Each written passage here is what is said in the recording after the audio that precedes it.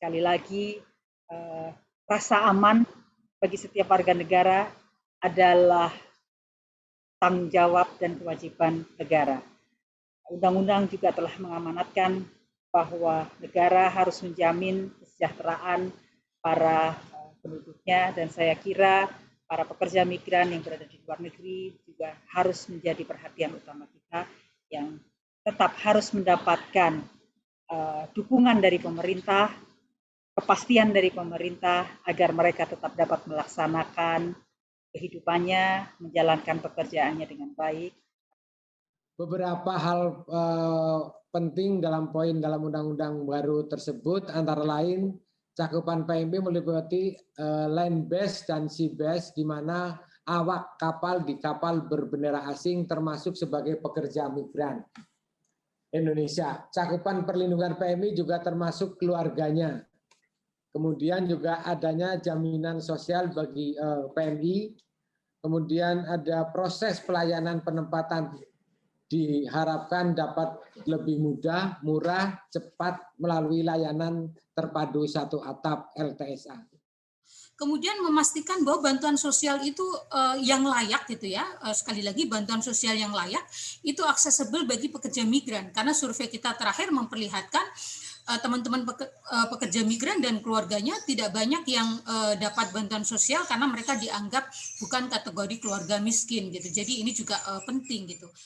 Nah, saya mendengar bahwa tadi sudah ada usulan juga kenapa kita masuknya di undang-undang yang tadi dikutip oleh Pak Dirjen Bina Penta gitu ya, di mana itu memang betul bahwa pekerja itu adalah orang mandiri. Nah, kemudian dia sudah bisa memutuskan dan bahkan kesannya bahwa ya dia udah mandiri karena dia bukan komoditas gitu ya.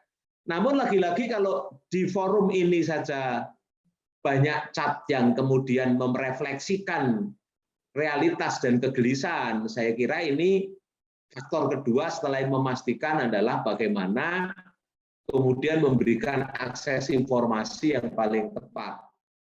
Kita negara besar, kita punya harga diri, kita punya dignity, kita tidak sedang mengemis pekerjaan kepada mereka, tapi kita punya anak-anak bangsa yang memiliki skill, dan karena skill dan keahlian itulah Taiwan dan Korea harus menghormati negara kita. Meskipun misalnya pemerintah pernah membuat statement bahwa akan menyederhanakan peraturan, kan tidak semudah itu. Mestinya skemanya harus melakukan perubahan terhadap undang-undang yang mendelegasikan peraturan pelaksana itu. Maka ini menjadi urgent, saya kira perubahan undang-undang ini harus segera juga dilakukan. Pemerintah selalu menyampaikan bahwa bekerja di luar negeri menjadi migran jangan menjadi pilihan terakhir, tetapi harus menjadi pilihan yang sebenar-benarnya pilihan pribadinya masing-masing, sehingga memiliki kesiapan, memiliki keahlian. Kalau menjadi pilihan terakhir, orang bilang tidak ada rotan akar pun berguna. Daripada di sini nganggur, maka lebih baik keluar negeri. Nah itu. Kita memandang bahwa pekerjaan migran itu bukan hanya subjek pekerjaan migran juga, tetapi dia juga ada turunan-turunan juga, ada keluarganya yang di rumah, anak-anaknya gitu loh. Kalau misalkan mereka ada masalah di sana, kemudian taruhlah kiriman uang yang menjadi terkendala, ini akan berpengaruh pada semuanya gitu loh. Nah makanya itu birokratisasi ini yang paling penting. Pak Presiden Jokowi itu selalu menyatakan bahwa untuk urusan pelayanan masyarakat itu harus cepat memberikan pelayanan terbaik. Saya kira yang pertama, hak memegang paspor itu harus dipastikan dipegang oleh yang bersangkutan. Karena itu bayangkan hidup di negeri orang, tapi paspornya tidak di tangannya. Ya, kalaupun demi keamanan, ya tetap tidak dipegang oleh majikan, tapi dipegang oleh, misalnya disimpan oleh KBRI. Itu yang pertama.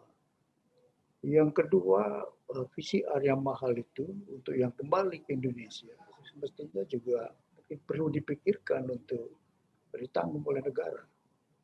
Nah, secara global, mestinya kita juga ikut memperjuangkan agar ada paspor vaksinasi yang dikeluarkan oleh WHO. Jadi orang berpergian itu tidak lagi perlu PCR, tetapi karena sudah divaksin yang diakui oleh WHO. Sehingga WHO dengan keluarnya paspor vaksinasi dari WHO, itu secara global orang terbebaskan dari keruwetan PCR.